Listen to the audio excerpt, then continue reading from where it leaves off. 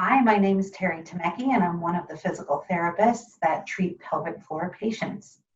We have a number of physical therapists throughout our counties that treat pelvic floor patients. I'm going to tell you a little bit today about what to expect when you come to see a physical therapist. One of the things that we do, first of all, is treat urinary and fecal incontinence.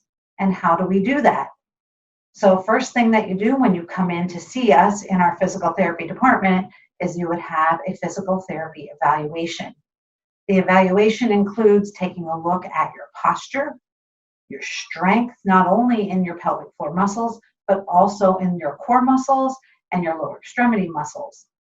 If you have an alignment issue, we need to correct that because if your alignment is off, the muscles in the pelvic floor can also be off. So we take a look at, first of all, a history of what has been going on with your pelvic floor muscles. Have you had any surgeries? Have you had any history of problems with the pelvic floor?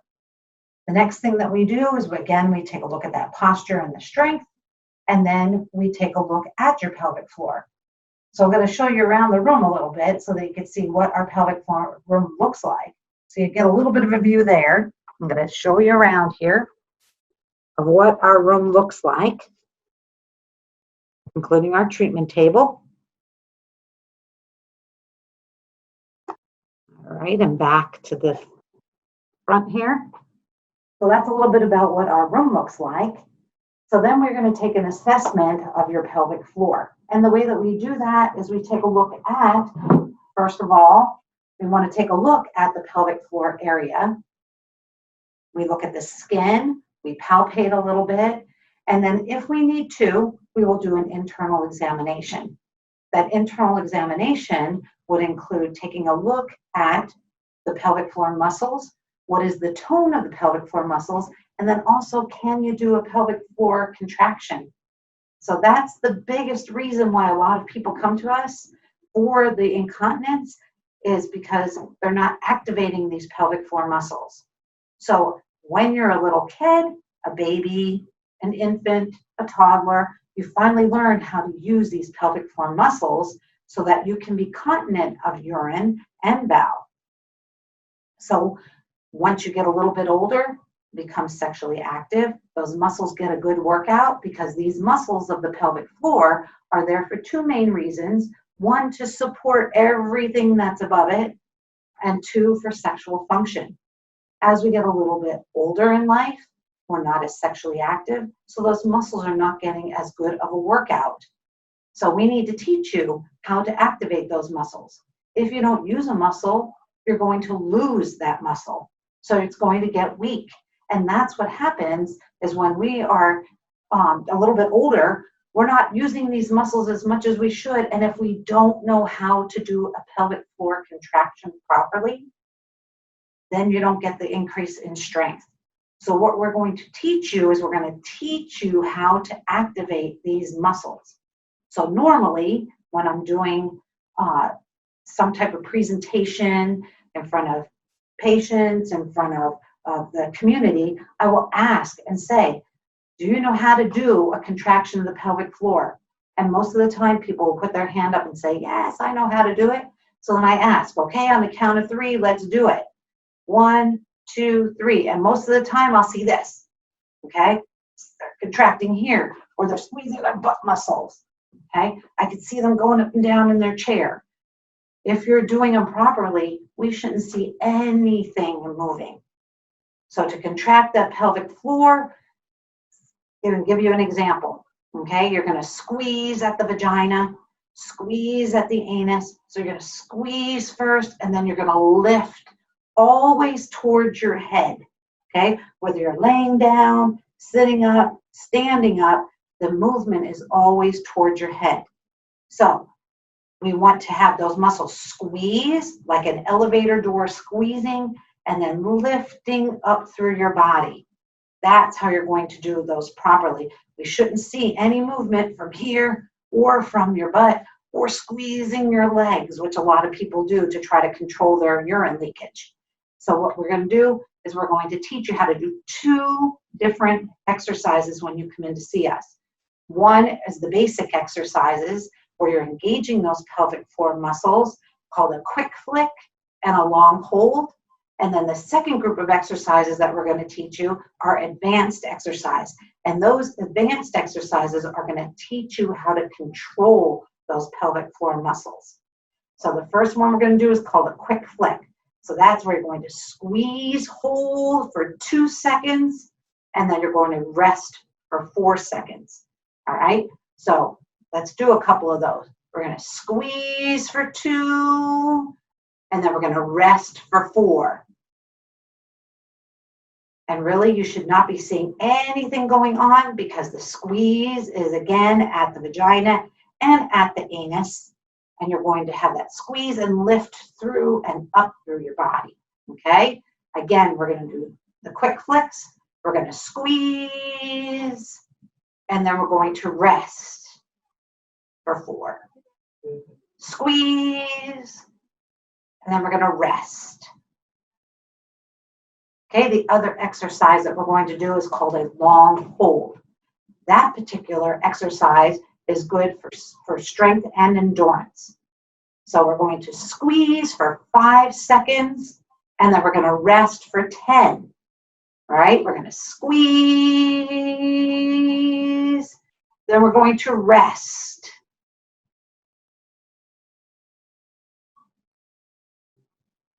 All right, we're going to squeeze, and then we're going to rest.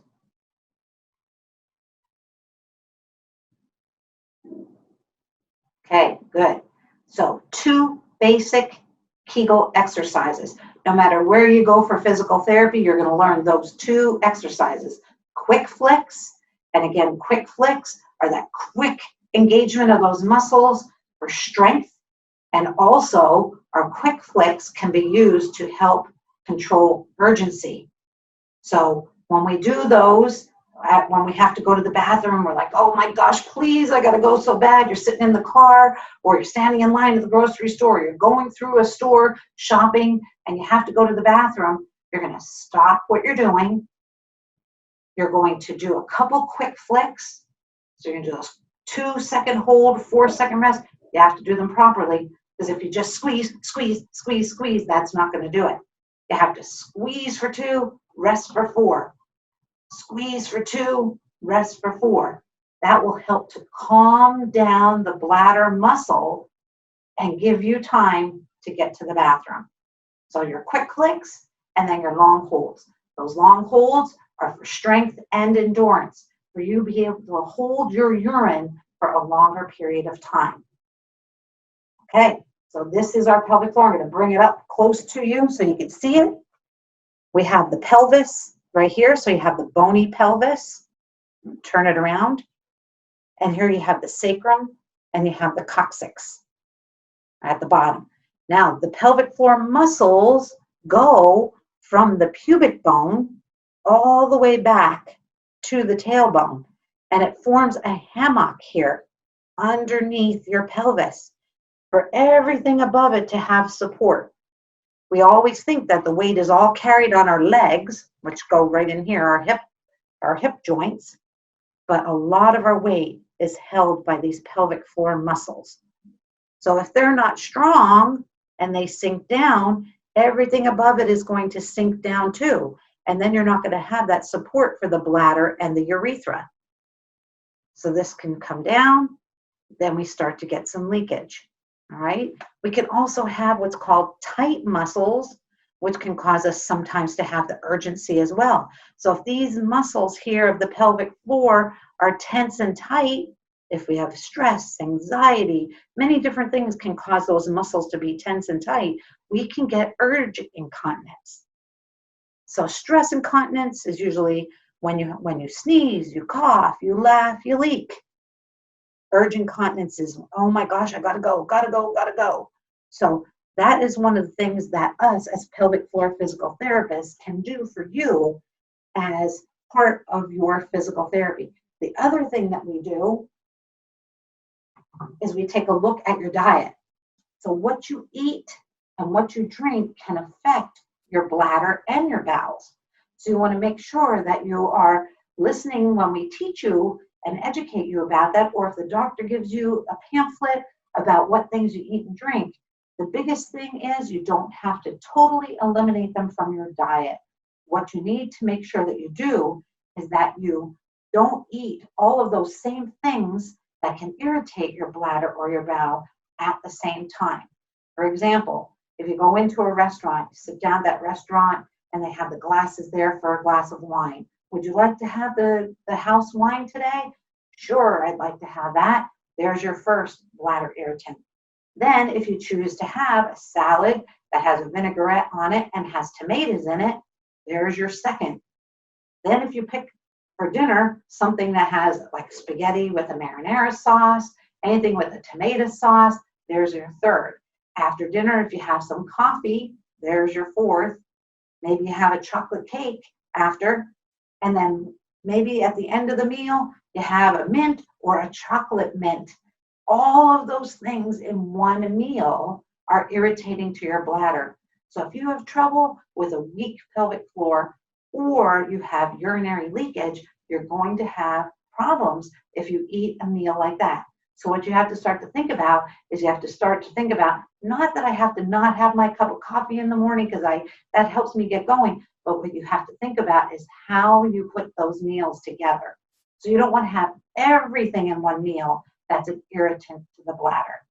One of the other things that we teach you to do, or we tell you that is a possibility that you can get, are weights, okay? These are the weights that can be put in vaginally so that you can work on strengthening those pelvic floor muscles. So when you're done with physical therapy, this is one option of something that you can get. And they vary in weight from very light to a little bit heavier that can help you continue to strengthen those pelvic floor muscles when you're done with physical therapy. Another thing that you can do is get a home biofeedback unit. And now they're fairly cheap. You can get them online. There's a couple different brands that we have seen. They're fairly new on the market, but we have seen great success with using those as a home unit and even continuing to work with telehealth with your physical therapist to see if you're doing the exercises right and properly at home. So that's another option. Another thing that we work on is we work on pelvic pain. So sometimes a patient might have pain with intercourse, pain with use of a tampon. They might have just some pain in their low back, even down into their tailbone. Those are all things that a physical therapist can work on. Some of the things that we do for our pelvic pain patients is we use modalities. One of the modalities is right there behind me, is our electric stim unit. That stim unit is something that we use to help with pain management, help those muscles to relax. Sometimes when you come into us as a physical therapist, when we do that full assessment, take a look at your pelvic floor, and there's a lot of stress and anxiety around this pain. If we use the e-stim unit, okay, which sends electrical stimulation input into those muscles, helping them to relax, it's much easier for us to complete that assessment or for us to do your treatment. Then sometimes we ask your doctor if you can get a smaller version of that e-stim unit, which is probably about this big, little pocket size that you can put in your pocket, attached to your belt, that you can use throughout the day to help to decrease that pain and then help to decrease the tightness of those pelvic floor muscles. Another thing that we use, I'm going to show you this, is for at home. If you can see this one, there's a couple different sizes and shapes. These are our pelvic floor muscle wands. So we teach you when you come into physical therapy how to use the massage wand so that you can be able to do the same thing that we do here when we do our manual treatment. You'd be able to get in those muscles and be able to use this at home to also decrease your pain and help you at home so that you're not coming in one day and then 2 days later having a little bit more pain and then don't see us till next week. These are tools that you can use in between to help with managing the tightness of those pelvic floor muscles and it helps your therapy to go a lot quicker. Normally, we see our patients 1 time a week. We see our pelvic floor for incontinence patients 1 time a week. They're usually in here for an hour session, and usually it takes about 6 to 8 sessions. Also, for our pelvic pain patients, we see 1 to 2 times per week to really work on getting you to relax those pelvic floor muscles. And sometimes, if a patient really needs it, we'll bring them in those 2 times so that we can help them to manage that pain a little bit better and get on with their daily activities. So the majority of things that we see in this clinic are pelvic pain and urinary and fecal incontinence. If you have any questions about physical therapy, you can certainly reach out to us. Our number is 717-812-5850. And you can ask for any of our pelvic floor physical therapists, and they will help you so that you can understand what is going to go on when you come in here for your physical therapy examination. I also wanted to show you the biofeedback unit that we use in our clinic. And there it is right there. Just a small unit, okay, right here. Small unit attached to a computer. And what we do is we use either a probe, okay, this is a vaginal probe.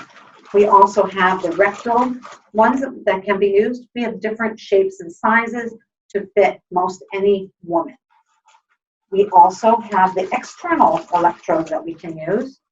And these are just little stickies that we place on the pelvic floor.